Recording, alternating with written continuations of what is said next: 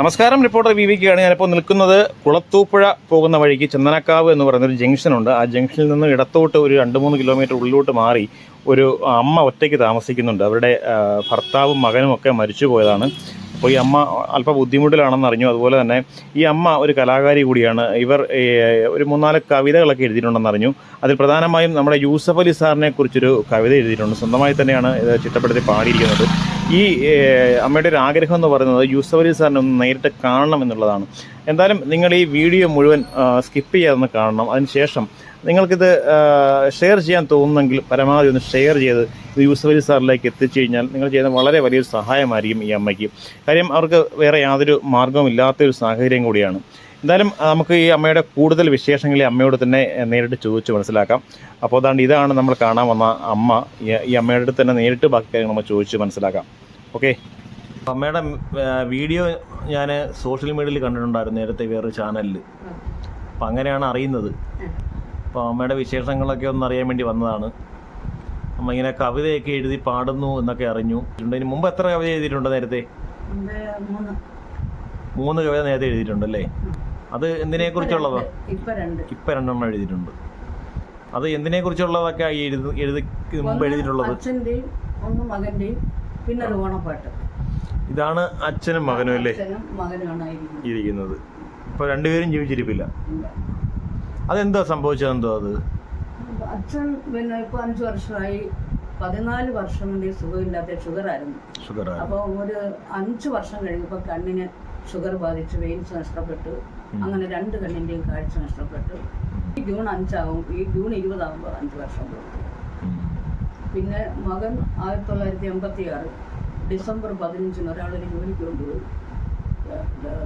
ഫെബ്രുവരി 9 മോൻ കറണ്ടടിച്ച് മരിച്ചു എന്ന് പറഞ്ഞ് അവർ കൊണ്ടുപോയവർ അസ്ഥിയും ചിതാഭസ്മവും തുണിയും കൂടെ കൊണ്ടു തന്നു. ഇപ്പം 37 വർഷമായി. ഭർത്താവ് മരിച്ചതിന് ശേഷം ഒറ്റയ്ക്ക്. ഇപ്പൊ ഈ പിന്നെ നമ്മുടെ വീട്ടിലെ കാര്യങ്ങളൊക്കെ എങ്ങനെയാണ് നടക്കുന്നത്? വീട്ടിലെ കാര്യങ്ങളൊക്കെ വളരെ ദയനീയമായ ഒരവസ്ഥയാണ്. കാരണം എനിക്ക് ഒന്നാമത്തെ കാര്യം കൊളസ്ട്രോൾ ഉണ്ട്, BP ഉണ്ട്. BP അങ്ങനെ ഇരിക്കുമ്പോൾ കൂടും കുറയും. അപ്പോൾ എനിക്ക് മാനസികമായിട്ടൊക്കെ ഭയങ്കര ഇതുണ്ടാവും, ബുദ്ധിമുട്ടാണ്. 2 പ്രാവശ്യം ഞാൻ ബാത്റൂമിൽ വീഴാനൊരുങ്ങി BP കൂടി. അങ്ങനെ പതുക്കെ ഒരു വണ്ടി വിളിച്ചിട്ട് വരാൻ പറഞ്ഞ വണ്ടിക്കാർ വരത്തില്ല. ഇത്രയും മോശമായിട്ടുള്ള റോഡാണ് ഇവിടുത്തെ അല്ലേ?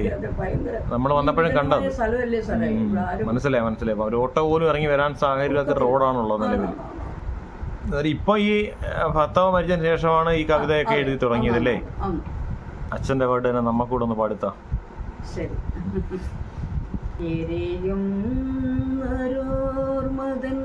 ചിതയുടെ തീരത്ത് വെറുതെ ഞാൻ അല്പം ഇരുന്നു. അലിയുന്ന സ്നേഹത്തിൻ അന്തരാത്മാവുകൾ ചാമ്പലകുന്നതും നോക്കി കരിവാരി തേക്കുന്ന നിശയുടെ നാളങ്ങൾ കഥനത്തിലോർമ്മ പുതുക്കി. മധുരമാം ഭൂതകാലത്തിൻ്റെ ഓർമ്മകൾ മനകാരിൽ ഭേദി പരത്തി. പല നാളിൽ കണ്ടു ഞാൻ പല സ്വപ്നങ്ങൾ പതിവുള്ള ചിത്തത്തിലെങ്ങോ. പതിവ്രതയായൊരൻ പ്രിയതമനേകുവാൻ പലതായി കിനാക്കളൊരുക്കി. പല നാളിൽ കണ്ടു ഞാൻ പല സ്വപ്നങ്ങൾ പതിവുള്ള ചിത്തത്തിലെങ്ങോ. പതിവ്രതയായൊരൻ പ്രിയതമനേകുവാൻ പലതായി കിനാക്കളൊരുക്കി. അന്തരം ഏറെയുണ്ടെങ്കിലും ഇന്നിവൾ അന്തരാത്മാക്കൾ വെടിഞ്ഞു. കന്തരം പോകുമേ കേസരി പോലിവൾ ചിന്തകൾക്കുള്ളിൽ എരിയും മരോർമതൻ ചിതയുടെ തീരത്ത് വെറുതെ ഞാൻ അല്പം ഇരുന്നു.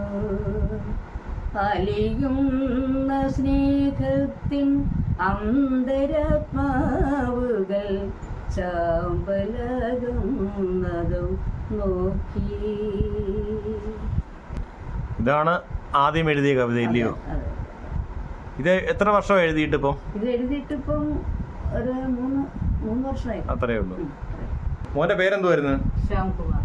ശ്യാംകുമാർ അല്ലേ? അതുകൂടെ ഒന്ന് പാടാമോ നമുക്ക്? ഒരുകുന്ന മനസ്സിന് കളം കെട്ടി വച്ചുകൊണ്ട് ഒരുകുകയാണൊരു ഹൃദയം. ഒരുകുന്ന മനസ്സിന് തളം കെട്ടി വച്ചുകൊണ്ട് ഒരുകുകയാണൊരു ഹൃദയം. ഒരുകുകയാണൊരു ഹൃദയം. താങ്ങായി തണലായി കൂടെയുണ്ടായൊരു പൊൻവിളക്കേ നീ പൊലിഞ്ഞു പോയോ. കൈയൊന്നു നീട്ടി പിടിക്കുവാൻ തോന്നുന്നു, മണിമുത്തേവൊന്നുവ കൈ പിടിക്കാൻ. എൻ മകനെ നിന്റെ ചിന്ത വിടാതുള്ള ജീവിതമാണെൻ്റെ നിദ്ര പോലും. എൻ മകനെ നിന്റെ ചിന്ത വിടാതുള്ള ജീവിതമാണെൻ്റെ നിദ്ര പോലും. ഒന്നും പറയാതെ ഒന്നുമേ മിണ്ടാതെ മണിമുത്ത് നീ പോയോ എൻ മകനേ. വെന്തെരിയുന്നൊരു അഗ്നിക്കു ഉള്ളിലും പുഞ്ചിരിയോടെ നീ യാത്രയായോ. വെന്തെരിയുന്നൊരു അഗ്നിക്കു ഉള്ളിലും പുഞ്ചിരിയോടെ നീ യാത്രയായോ. ഉരുകുന്ന മനസ്സിന് തളം കെട്ടി വെച്ചുകൊണ്ട് ഉരുകുകയാണൊരു ഹൃദയം. താങ്ങായി തണലായി കൂടെയുണ്ടായൊരു പൊൻവിളക്കേ നീ പൊലിഞ്ഞു പോയോ. ഇതാണ് മോനെ കുറിച്ച് എഴുതിയ കവിതയല്ലേ? ഇപ്പൊ 2 കവിത ഞാൻ എഴുതിയത്. അതൊന്ന് യൂസഫ് അലി സാറിനെ പറ്റിയാണ് എഴുതിയത്. നമ്മുടെ എം.എ. യൂസഫ് അലി സാർ, നമ്മുടെ പിന്നെ ലോക വ്യവസായി. അതെന്താ അങ്ങനെ അദ്ദേഹത്തെ പറ്റി ഒരു കവിത പറ്റി എഴുതിയിട്ടെന്ന് പറഞ്ഞാൽ, എന്റെ ജീവിതം അത്രയും വഴിമുട്ടിയപ്പോൾ ഞാൻ അദ്ദേഹത്തിന്റെ പേരിൽ എനിക്കൊരു ഒന്നും അറിയത്തില്ല എങ്കിലും അറിയുന്ന വാക്കുകൾ ഉപയോഗിച്ച് അദ്ദേഹത്തിന്റെ ചെവിയിൽ എത്തിക്കാൻ വേണ്ടിയിട്ട് ഒരു കവിത ഞാൻ എഴുതി. അമ്മയുടെ സങ്കടങ്ങൾ, അതെ, അദ്ദേഹത്തിന്റെ നല്ല പ്രവൃത്തികളെ പറ്റി എനിക്കറിയാൻ കഴിഞ്ഞു. അപ്പോഴേ ഞാൻ ഉദ്ദേശിച്ചു കരുണാമയനായ അദ്ദേഹത്തിന്റെ ഒരു ഇത് ദൈവം അനുഗ്രഹിക്കട്ടെ, അദ്ദേഹത്തിന് നല്ലൊരു അനുഗ്രഹം ഉണ്ടാകട്ടെ എന്ന് വിചാരിച്ച് ഞാൻ ഒരു ചെറിയ കവിത എഴുതിയതാണ്. നമുക്ക് പറ്റുമെങ്കിൽ ഇത് അദ്ദേഹത്തിലേക്ക് എത്തിക്കാൻ ശ്രമിക്കാം. നമുക്കുള്ള ഇതുകൊണ്ടൊന്ന് നോക്കാം. കരകാണ കടലിൽ പെട്ടലയുന്ന മനുഷ്യരെ കരം കൊടുത്തെടുക്കുന്ന ജനവന്നിനെ.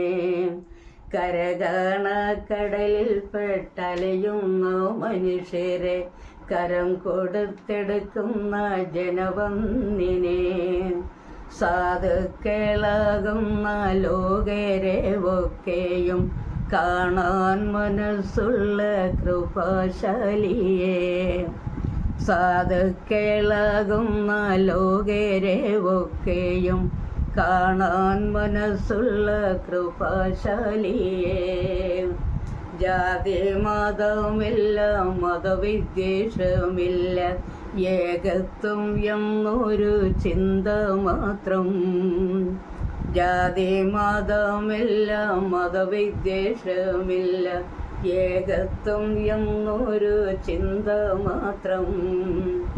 ആപത്തിൽ പെട്ടിട്ടും ആപത്തു കൂടാതെ ഉയർത്തെഴുന്നേറ്റൊരു സത്യസന്ധൻ. ആപത്തിൽ പെട്ടിട്ടും ആപത്തു കൂടാതെ ഉയർത്തെഴുന്നേറ്റൊരു സത്യസന്ധൻ. നന്മയെ മാത്രം മനസ്സിൽ കരുതുന്നു, മനസ്സിൻ്റെ നിറകുടം നിറഞ്ഞവനേ. നന്മയെ മാത്രം മനസ്സിൽ കരുതുന്നു, മനസ്സിൻ്റെ നിറകുടം നിറഞ്ഞവനേ. ദൈവത്തിൻ തുല്യമായി വാഴുന്നൊരുടയോനെ, ദൈവത്തിൻ തുല്യമായി വാഴുന്നൊരുടയോനെ, നേരിൽ എനിക്കൊന്നു കാണാൻ കഴിയുമോ? നേരിൽ എനിക്കൊന്നു കാണാൻ കഴിയുമോ?